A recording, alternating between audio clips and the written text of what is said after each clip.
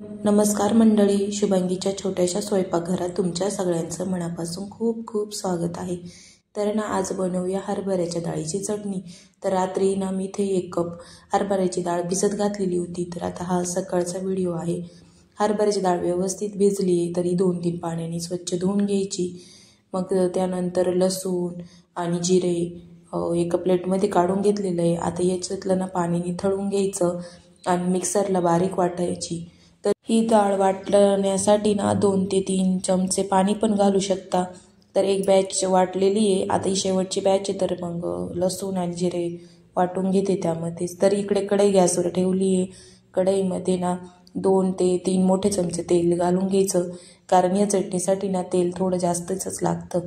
मग इथे ना मी मोहऱ्या फोडणीसाठी घालून घेतलेला आहे आणि पाव चमचा हळद पण घालून घेतलेली आहे आणि वाटलेले मिश्रण यामध्ये घालून घ्यायचं. तर या अशा पद्धतीने त्यानंतर हे मिक्स करायचं. त्या व्यवस्थित मिक्स झाल्यानंतर त्यामध्ये 1 ते 1.5 चमचा इथं मी लाल मिरची पावडर घालून घेते, तर पाहू शकतात. आणि चवीनुसार मीठ पण इथं घालून घेते. तर तुम्ही त्याचा चटणीचा रंग पाहू शकतात की किती बदलला आहे. तर मग अशाच रीतीने ना जोवर कोरडं होत नाही ना तोपर्यंत ना परतूनच घ्यायचे. तर हे मिश्रण असं कोरडं झाल्यानंतर आपली चटणी तयार असते. तर अजून काही चटणी तयार नाही आहे. तर याला 10